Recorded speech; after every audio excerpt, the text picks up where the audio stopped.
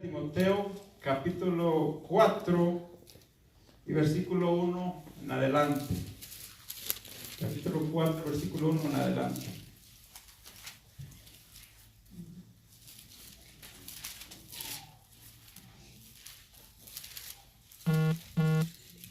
Ya nos faltan los lentes, hermanos.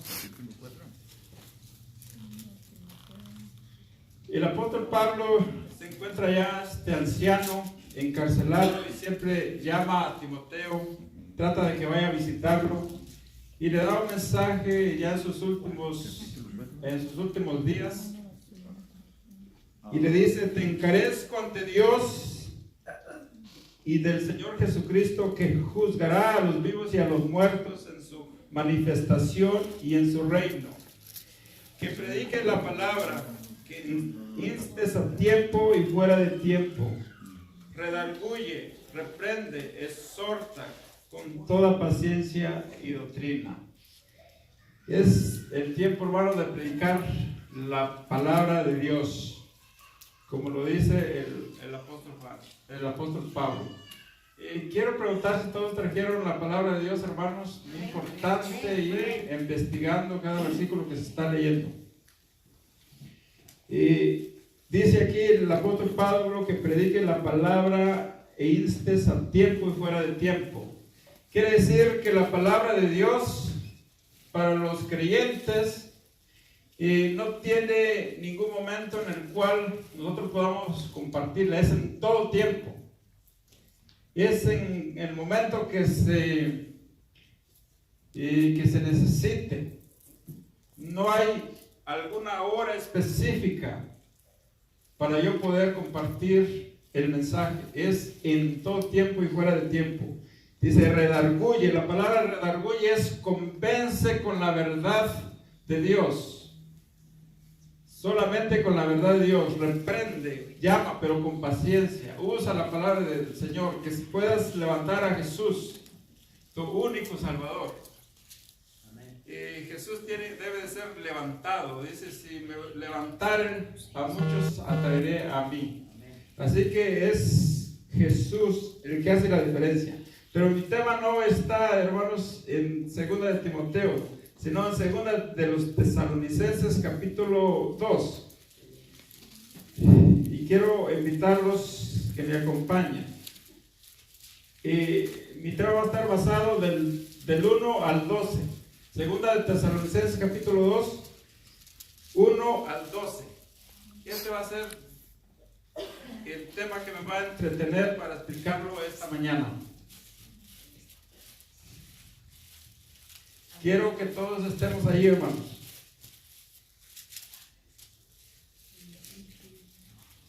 Y dice el apóstol Pablo, dice: pero con respecto a la venida de nuestro Señor Jesucristo y a nuestra reunión con Él, os rogamos, hermanos, que no os dejéis mover fácilmente de vuestro modo de pensar, ni os conturbéis ni por espíritu, ni por palabra, ni por carta, como si fuera nuestra, en el sentido de que el día del Señor está cerca. Nadie os engañe en ninguna manera, porque no vendrá sin que antes venga la apostasía y se manifieste el hombre de pecado, el hijo de perdición, el cual se opone y se levanta contra todo lo que se llama Dios o es objeto de culto, tanto que se sienta en el templo de Dios haciéndose pasar por Dios. ¿No os acordáis que cuando yo estaba todavía con vosotros decía esto? Y ahora vosotros sabéis lo que lo detiene, a fin de que a su debido tiempo se manifieste, porque ya está en acción el misterio de iniquidad, solo que hay quien al presente lo detiene hasta que él a su vez se ha quitado del medio. Y entonces se manifestará aquel inicuo, a quien el Señor matará con el espíritu de su boca y destruirá con el resplandor de su venida. Inicuo, cuyo advenimiento es por obra de Satanás, con gran poder y señales y prodigios mentirosos, y con todo engaño de iniquidad para los que se pierden, por cuanto no recibieron el amor de la verdad para ser salvos. Por esto Dios les envía un poder engañoso para que crean a la mentira, a fin de que sean condenados todos los que no creyeron a la verdad, sino que se complacieron en la injusticia. ¿No me escucharon, hermanos? Se corta y se corta. Vamos a hacer algo. Voy a quitarme esto y voy a usar este. Si me le da este. ¿Quién es el código de la caja? ¿Qué no tiene?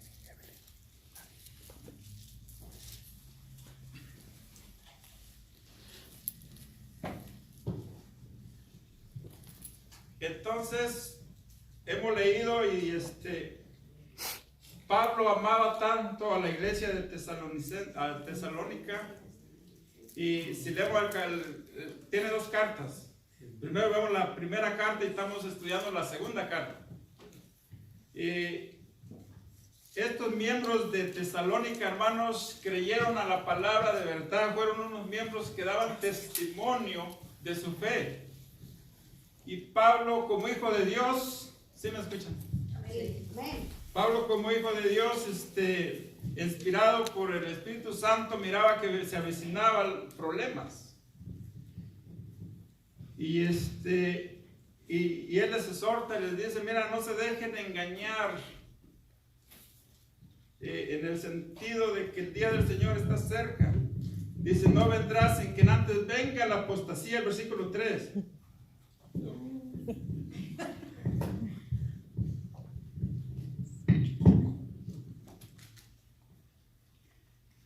El versículo 2 dice que no os dejes mover fácilmente de vuestro modo de pensar, ni os conturbéis. O sea, no, conturbéis también quiere decir no te asustes.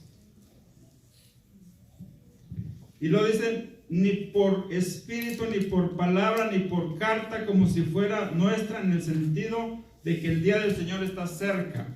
3 puntos aquí importantes que que Pablo les advierte a los tesalonicenses. Cuando dice ni por espíritu, está refiriéndose ni siquiera a un ángel. La palabra de Dios es muy importante, es palabra de Dios. Se tiene que predicar tal y como está, es lo que les está diciendo. Si un ángel va y les predica, no se dejen engañar, no se dejen mover de su forma de pensar, de su forma que han creído. Tienen que ser firmes, dice, ni por palabra. Hay personas que pueden persuadir, tienen una facilidad de palabras, hermanos. Y muchas veces decimos: qué lindo mensaje, qué extraordinario mensaje. Pero nosotros tenemos que verlo a la luz de la palabra de Dios. Tenemos que estudiar la palabra de Dios, ser conocedores de la palabra de Dios, a ver si ese mensaje concuerda con lo que se está diciendo. Amén. Y lo dicen ni por carta, ni siquiera por una carta. Pablo en todas las cartas, Pablo tiene un distintivo para que no vayan a pensar o confundirse que esa carta es de él. Mire, si usted le da una vueltita aquí al capítulo 13 y luego el versículo 17, Pablo está dando un saludo, termina con un saludo sus cartas. Y dice: la salutación o el saludo es de mi propia mano, de Pablo, que es signo en toda carta mía. Así escribo. En otra versión dice: es distintivo en toda carta mía. Pablo anhelaba que el pueblo de Tesalónica viviera firme, pero él veía que venía un tremendo engaño. Mire lo que dice el versículo 3, hermanos: nadie os engañe en ninguna manera, porque no vendrá sin que antes venga la apostasía y se manifieste el hombre de pecado, el hijo de perdición. Está hablando de la segunda venida y les advierte que esto va a ocurrir por mucho tiempo. Dice: no se dejen engañar, que nadie os engañe, porque no vendrá sin antes que venga la apostasía. Hace tiempo atrás, en un estudio yo aprendí cómo entender la palabra de Dios. Y hay 2 puntos muy importantes para entenderlas, hermanos. Uno es el contexto histórico y otro el inmediato. Entonces, el primero debes de aplicarlo cuándo se escribió, quién lo escribió, en qué momento lo escribió, para poder tener un cuadro de lo que se está hablando, de lo que está diciendo. Y Pablo, cuando escribió, la iglesia era fiel, hermanos. La iglesia apostólica era fiel, seguía la doctrina tal y como estaba. Para decir va a venir la apostasía era algo raro. ¿Qué es apostasía, hermanos? Es apartarte de la fe. Es apartarte de la fe que estás siguiendo, que ahora ya digas, ya no más. Y dice Pablo, va a venir esto antes que venga la apostasía. Y se va a manifestar el hombre de pecado, el hijo de perdición. La palabra hombre de pecado, hijo de perdición, nomás se menciona 2 veces aquí. Y en San Juan 17, versículo 12. Y se refiere a Judas también, que apostató, se apartó.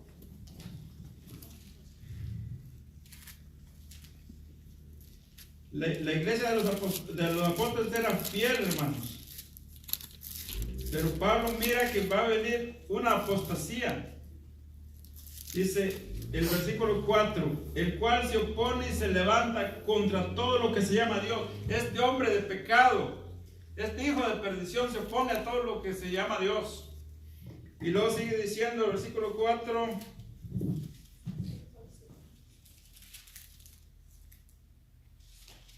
Lo que se llama Dios, o es objeto de culto, tanto que se sienta en el templo de Dios como Dios, haciéndose pasar por Dios.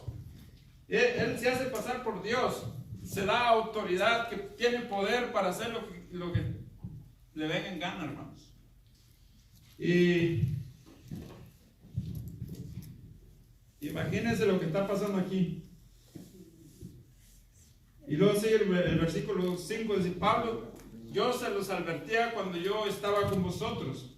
Dice, y ahora vosotros sabéis lo que lo detiene, a fin de que a su debido tiempo se manifieste. ¿Qué es lo que detenía a este poder engañoso, a este hombre de pecado, hijo de perdición? Y el versículo 3 es clave, dice que primero vendrá la ¿qué? La apostasía.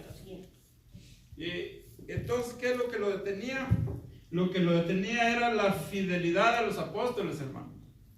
Porque donde el pueblo es fiel, no hay forma de que te dejes ser usado por el enemigo. Entonces, esta iglesia era fiel a Dios. Y el misterio dice, hay algo que lo detiene, esa fidelidad, esa relación con Dios.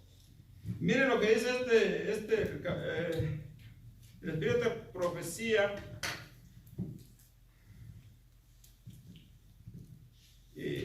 Con relación a lo que lo detiene,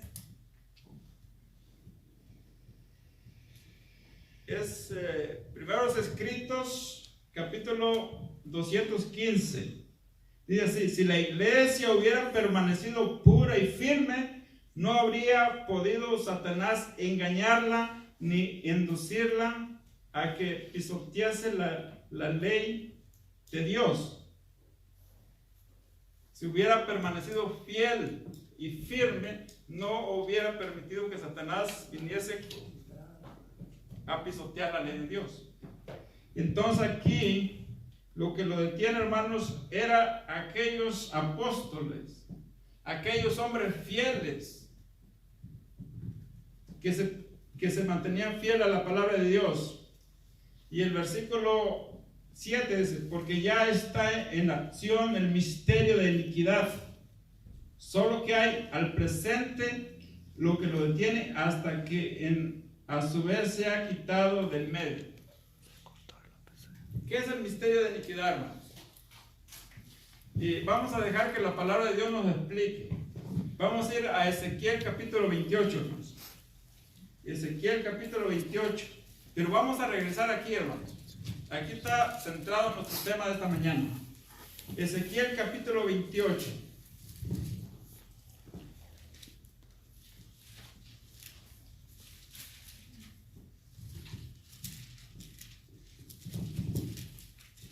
Y vamos a leer, podemos leer del 14, pero el 16 creo que es el clave que contesta a la pregunta. Dice, tú querubín, está refiriéndose a Satanás, hermanos.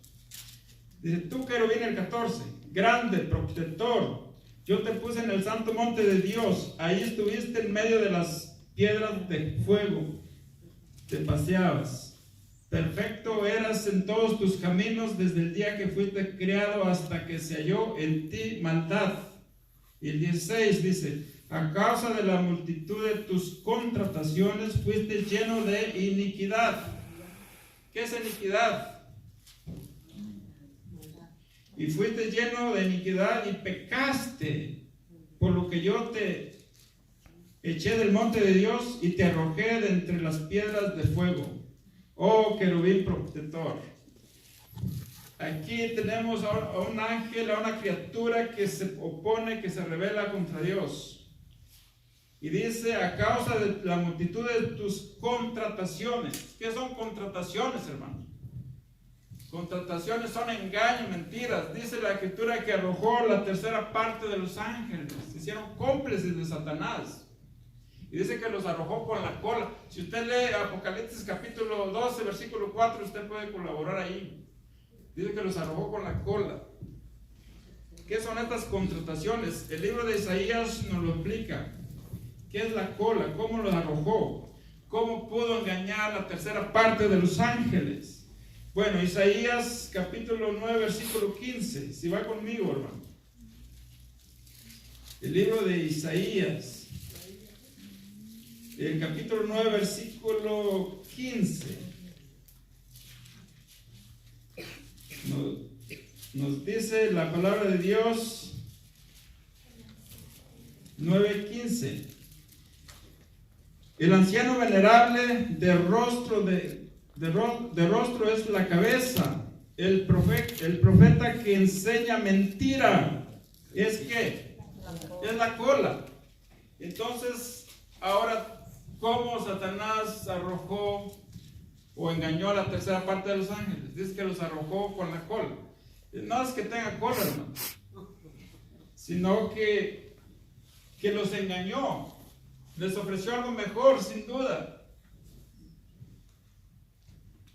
Puso el mal al Dios Todopoderoso. Y por una u otra razón los engañó. Y mintió, dice, por la multitud de tus contrataciones, de tus engaños. Tuvo la capacidad de engañar a los ángeles del cielo, hermanos. Después tuvo la capacidad de engañar a Adán y Eva, que eran perfectos. Ahora la pregunta es, ¿podrá engañarnos a nosotros? Ese es su trabajo, no duerme, hermanos. El proyecto de Satanás es quitar de la mente del ser humano, quitar de Jesús de la mente del ser humano y volver a los hombres y fijarnos a los hombres, hermanos. Quiero leer lo que dice aquí este libro. Y este capítulo está de acuerdo con lo que estamos leyendo. Segunda de Tesalonicenses, capítulo 2. Y miren lo que dice aquí. Dice, siempre ha sido el proyecto de Satanás desviar de Jesús la atención de la gente y volver a los hombres y destruir el sentido de la responsabilidad individual. Fracasó Satanás en su propósito con él cuando tentó al Hijo de Dios, pero tuvo más éxito en su esfuerzo con los hombres caídos. Corrompióse el cristianismo. Papas y sacerdotes se arrogaron una posición exaltada y enseñaron a la gente que debía acudir a ellos para obtener el perdón de sus pecados en vez de recurrir directamente a Cristo. La gente quedó del todo engañada. Se le enseñó que el Papa y los sacerdotes eran los representantes de Cristo, cuando en verdad lo eran de Satanás, y a Satanás adoraban cuantos ante ellos se postraban. Fíjese lo que está diciendo aquí, hermano. El proyecto de Satanás es siempre, no duerme, quiere engañarte, quiere llevarte que mires a los hombres con estudiosos, hombres grandes, y que puedas ir a ellos, hermano. Entonces, aquí fueron engañados. Dice que al adorar o al postrarse ante estos hombres que se arrogaron un poder, dice que adoraban a Satanás. Y es tremendo, tremendo lo que estamos leyendo acá, hermanos. Y dice aquí, dice,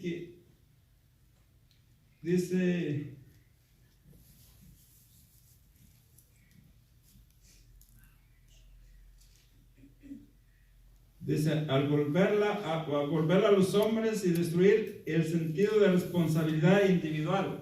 Nosotros tenemos una responsabilidad individual de tomar nuestra decisión con Dios, hermanos.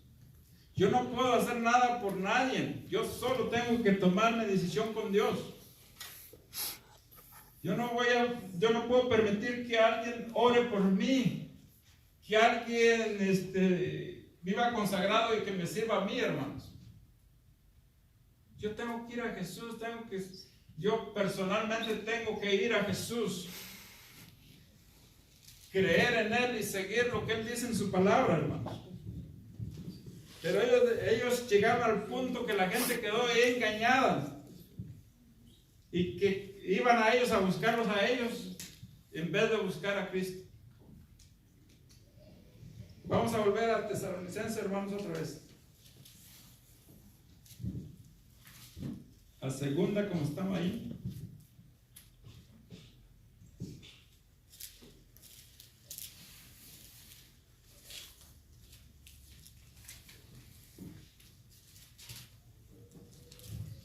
Y entonces, dice el 8, entonces se manifestará aquel inicuo, a quien el Señor matará con el espíritu de su boca y destruirá con el resplandor de su venida. Este poder, está diciendo el capítulo 8, que durará hasta el final, hasta que Jesús vuelva por segunda vez. Hermanos, ¿de qué poder está hablando? ¿Cuántos ya saben de qué poder está hablando? El hombre de pecado, el hijo de perdición, el inicuo, y le llama varias cosas. Y voy a leer Conflicto de los Siglos, y aquí nos lo dice más claro. Nos lo dice más claro, hermanos. ¿Qué es este poder? Vemos que empezó en el cielo con este querubín y que se trasladó en esta tierra. Pero estamos viendo que Satanás usa los poderes para engañar al ser humano, hermanos. Todo el tiempo ha usado personas, por eso dice, no vendrá antes, sino antes que venga la apostasía y se manifieste el hombre de pecado. Voy a leer la página 405 del Conflicto de los Siglos.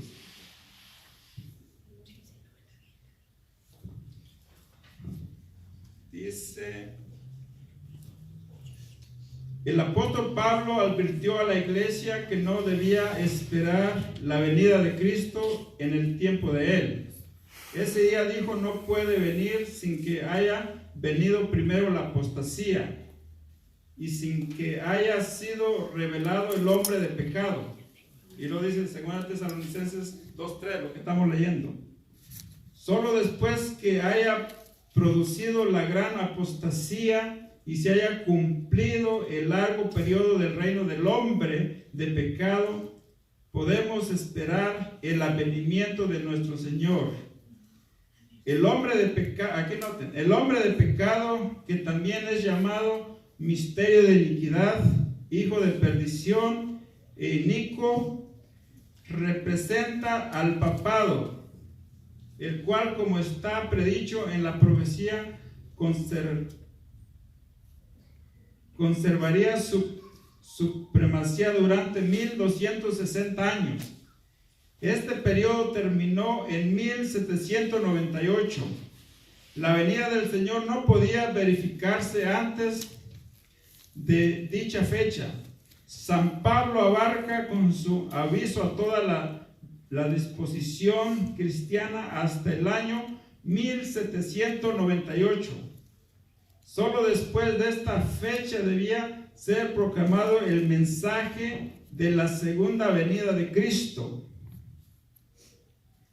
Dice lo que Pablo les estaba diciendo, inspirado por el Espíritu Santo: esto va a durar tiempo, se va a manifestar el hombre de pecado y va a ser un largo periodo. Por eso no se preocupen, no se dejen mover. Si alguien dice que va a venir en estos días, va a durar mucho tiempo, dice. Y bueno, aquí dice que el hombre del pecado, el hijo de perdición y todos los nombres que se le da es el papado. Yo quiero aclararlo con la palabra de Dios también. Quiero ir a Apocalipsis. Y de paso, Apocalipsis 13 y Tesalonicenses 2 van concordando exactamente lo mismo. Apocalipsis 13 dice, versículo 4, hermano, está hablando de las dos grandes bestias. Y adoraron al dragón que había dado autoridad a la bestia. Y adoraron a la bestia diciendo: ¿quién como la bestia y quién podrá luchar contra ella? ¿Y quién es esta bestia, hermanos? Me alegro porque la palabra de Dios lo aclara, hermanos. Dice el versículo 5: también se le dio boca que hablaba grandes cosas y blasfemias, y se le dio autoridad para actuar 42 meses. Si usted me saca la cuenta, ¿cuántos días son 42 meses? Aplicándolo el mes de 30 días. Ahí está identificada esta bestia. Si usted saca la cuenta, le va a dar 1260 días, que en profecía, según la Biblia, son años. 1260 años. Esto es lo que persiguió este poder. Y fue Roma persiguiendo en la Edad Media, que se le llama. Cuando en el siglo VI toma su poderío, ahí empiezan a recorrer los 1260 años de autoridad a la bestia. Pero esta autoridad la requiere, según Daniel 7:25, dice que pensará en cambiar los tiempos y la ley. Entonces hace un cambio. Usa a este sistema, Satanás. Y este sistema persiguió, dice, por 1260 años. Quiero ir otra vez a Tesalonicenses, versículo 4. Dice: el cual se opone y se levanta contra todo lo que se llama Dios o es objeto de culto, tanto que se sienta en el templo de Dios como Dios, haciéndose pasar por Dios. Y este poder, en ese tiempo, en el año 321, hubo un edicto por Constantino y se cambió el sábado por el domingo. Entonces, este cambio no es por Dios.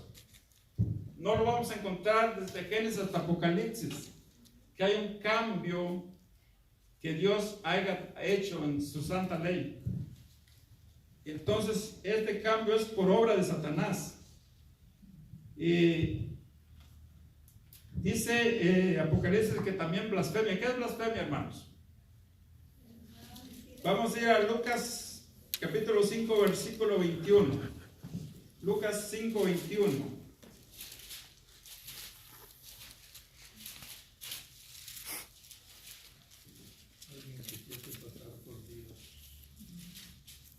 Se lo puede leer, hermano, si quiere.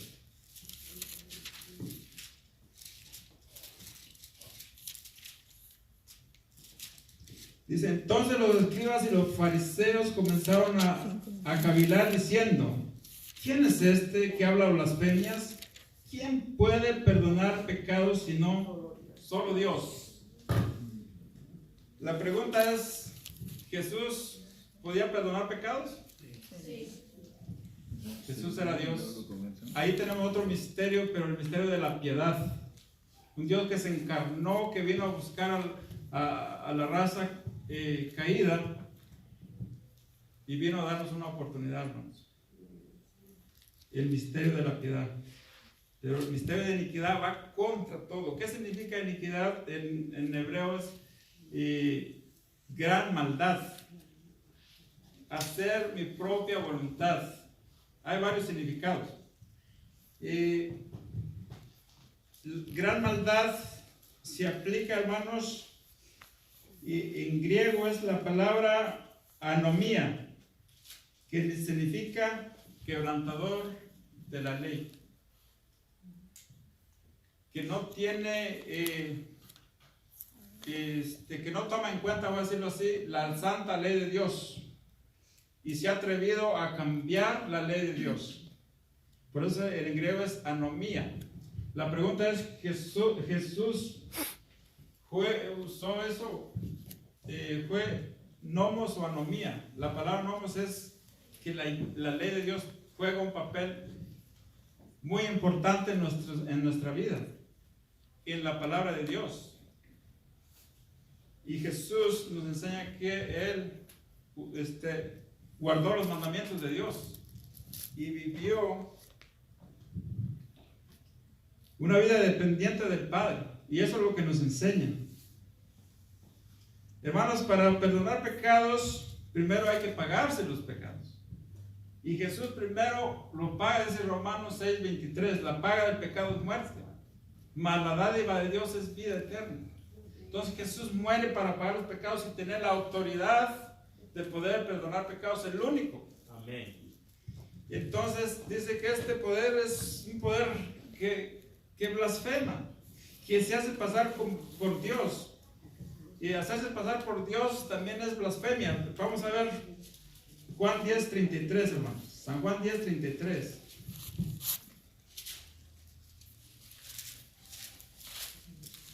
San Juan 10, versículo 33.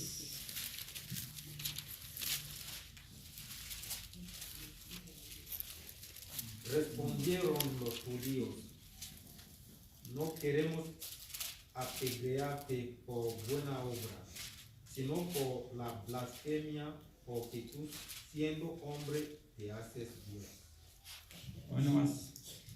Entonces también blasfemia, no solamente perdonar pecados, un hombre que se atreva a perdonar pecados, sino que también hacerse pasar por Dios. Y aquí el versículo 4 de Tesalonicenses dice que se hace pasar por Dios. Perdonar pecados. Jesús muere para tener la autoridad, paga y tiene autoridad para perdonar pecados. El único que tiene autoridad para perdonar pecados. El enemigo, hermanos, ha usado todas las cosas que puede, voy a decirlo así, para tratar de engañar al ser humano.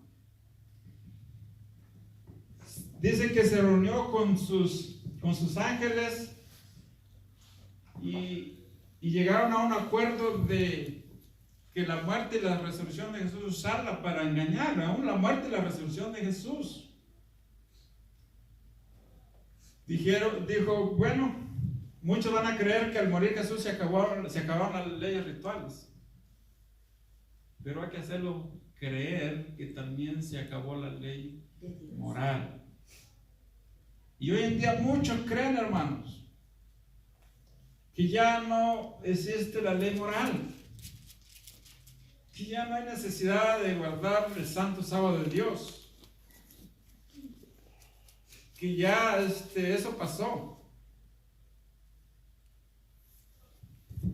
Y el enemigo dice, la resurrección, Jesús resucita en un domingo. Entonces, en honor a la resurrección, hay que celebrar los hijos de Dios. Entonces está usando aún la muerte y la resurrección de Jesús para engañar al ser humano. Y Dios es tan importante esos dos puntos, hermanos, que Dios dejó un extraordinario monumento en cada uno. El primero de la muerte lo encontramos en Mateo capítulo 26, versículo 26, y es donde establece Jesús la Santa Cena. Es muy importante para nuestra salvación la muerte de Jesús, la vida, la muerte y la resurrección. Y Satanás las está usando, hermanos, para engañar a la humanidad. Si usted lee allí y luego lee Corintios capítulo 11, se va a dar cuenta que el monumento que Dios estableció, la muerte, la Santa Cena. Cuando celebramos la Santa Cena, se anuncia la muerte de Jesús hasta que Él venga. Quiere decir, como hijos de Dios, nosotros debemos celebrar la Santa Cena, recordando que Jesús murió por nosotros. Y ahora la resurrección, ¿cuál es el monumento? Jesús dejó el sagrado bautismo. Eso lo encontramos en Romanos 6, del 13 en adelante. Lo podemos leer, hermanos. No es el domingo. La palabra de Dios me dice que es el bautismo. El bautismo es un símbolo de la muerte y la resurrección. Cuando tú aceptas a Jesucristo y decides bautizarte, la tumba, la agua donde te van a sumergir es como la tumba líquida. Mueres y resucitas y empiezas una nueva vida, empiezas una nueva historia, empiezas una página en blanco. Eso es maravilloso, hermanos. Y eso es palabra de Dios. Eso está escrito, está en la palabra de Dios. Usted puede leer los versículos que le estoy compartiendo. Para la Santa Cena usted puede mirar Mateo 26, 26, ahí empieza. Dios la establece para sus hijos, recordándote que murió por ti y por mí. Y que un día tendremos esa Santa Cena, dijo. No la tomaré hasta cuando venga con mi Padre otra vez, cuando la comamos con nuestro Padre Celestial. Allí un día estaremos, hermanos, no por cómo nos hayamos portado, lo que hayamos hecho, sino por la gracia maravillosa de Jesús. Yo deseo que ustedes sean parte, hermanos, de eso. Yo quiero en este año caminar y estudiar más y compartir, como decía nuestro hermano Paciencia, ir a compartir las verdades que están en la palabra de Dios. Hay mucha gente engañada hoy en día. Qué maravilloso que dejó el bautismo, hermanos, como un monumento de la resurrección de Jesús. Así que mueres y resucitas, hermano. Y quiero leer otro pasaje de aquí del Espíritu de Profecía para ir terminando, hermanos. Dice, es igual el camino, Primeros Escritos, página 217, dice: se demostró que la ley de Dios permanecerá inalterable por siempre y regirá en la nueva tierra por toda la eternidad. Cuando en la creación se echaron los cimientos de la tierra, los hijos de Dios contemplaron admirados la obra del Creador, y la hueste celestial prorrumpió en exclamaciones de júbilo. Entonces se echaron también los cimientos del sábado. Después de los 6 días de la creación, Dios reposó el séptimo día de toda la obra que había hecho, y lo bendijo y lo santificó, porque en el dicho día había reposado de toda su obra. El sábado fue instituido en el Edén antes de la caída, y lo observaron Adán y Eva y toda la hueste celestial. Dios reposó en el séptimo día, lo bendijo y lo santificó. Vi que el sábado nunca será abolido, sino que los santos redimidos y todas las huestes angélicas lo observarán eternamente en honra del gran Creador. Aquí dice que hasta los ángeles adoran en ese día, hermanos. La hueste celestial dice que también adora. Ahora, tal vez alguien diga, bueno, está leyendo un libro del Espíritu de Profecía. Vamos a ver qué dice la Escritura con relación a esto. Voy a invitarlos a Isaías, capítulo 66, hermanos. A ver si es eterno A ver. o no es eterno lo que dice aquí. Pero el enemigo es profesional en engañar al ser humano.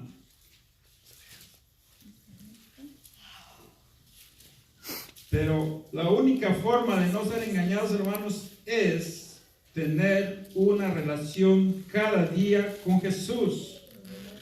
Que no te alejes ni a izquierda ni a siniestra. Dice el versículo 21, el 22. Isaías 66, versículo 22. Dice, porque como los cielos nuevos y la nueva tierra que yo hago permanecerán delante de mí, dice Jehová. Así permanecerá vuestra descendencia y vuestro nombre. Y de mes en mes y de día de reposo en día de reposo vendrán todos a adorar delante de mí, dice Jehová. Aquí le está dando una visión al profeta Isaías, una visión de los nuevos cielos y la nueva tierra. Y dice que cada sábado vamos a ir a adorar todos los redimidos. Y no va a haber nadie que no vaya a adorar, porque los redimidos serán fieles desde aquí, hermanos. Desde aquí debemos de practicar nuestra relación con Cristo Jesús. Pero también dice de mes en mes. ¿Por qué dice de mes en mes? Dos puntos importantes. Dice de mes en mes y de día de reposo en día de reposo. ¿Por qué de mes en mes? Bueno, vamos a ir a Apocalipsis capítulo 22. ¿Por qué del mes en mes? Capítulo 22. Apocalipsis capítulo 22. Vamos a leer el versículo 2.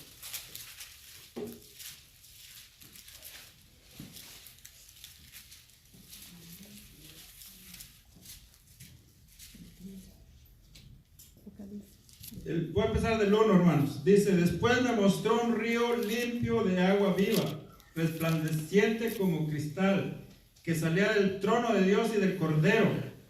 En medio de la calle de la ciudad y a uno y a otro lado del río estaba el árbol de la vida, que produce 12 frutos, dando cada mes su fruto. Y las hojas del árbol eran para la sanidad de las naciones. Entonces, ¿por qué de mes en mes y de sábado en sábado vamos a ir a adorar? En la tierra nueva que Dios hará, hermanos. Acuérdense que el sábado fue instituido en la semana de la creación, donde no existía el pecado, donde todo era perfecto. El sábado no se instituyó por causa del pecado, hermanos. Fue en la primera semana. Y al final del tiempo dice que todos vamos a adorar en ese bendito día. Y de mes en mes vamos a ir a comer fruto, diferentes frutos, variedad de frutos, hermanos.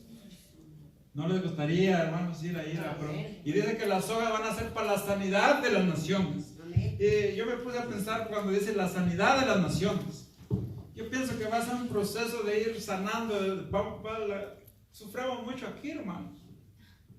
Todos, si contáramos nuestra vida, cómo la pasamos. Muchas veces lloramos, muchas veces sufrimos unos más que otros, hermanos. Pero ahí vas a ir sanando, hermanos. Vas a tener la libertad de comer esas hojas, que dice que es para la sanidad de las naciones. Entonces, como que va a ser un proceso, no que de repente ya quedas transformado, ya te olvidó todo. Me da la impresión, hermanos, lo que está diciendo aquí. Que es un proceso de ir sanando. Vas a tener libertad del árbol de la vida. Vas a vivir eternamente.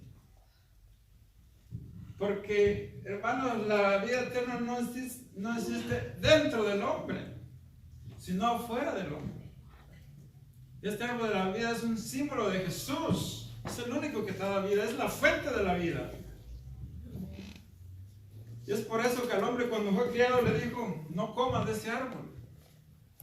porque en él no estaba la vida eterna, dependía de comer del árbol de la vida que se colocó en el jardín del Edén, hermanos.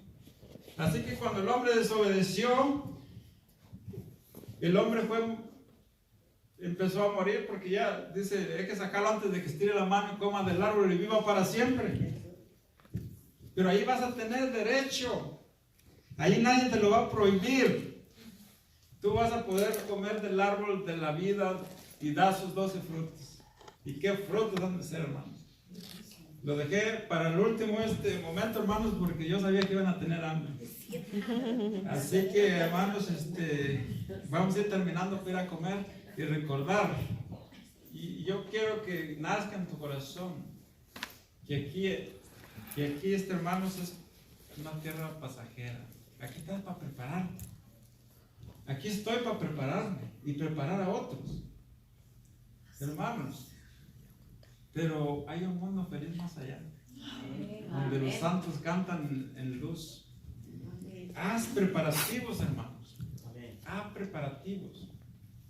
Y yo quiero, hermanos, aquí está en el Espíritu por decir en la Biblia que el sábado es eterno, que la ley es eterna, es el carácter de Dios. Por tanto, cada cambio, no te dejes engañar, cada cambio que hay de la ley de Dios no es por Dios, es por el enemigo de Dios. Y al servir esas ¿cómo puede decir?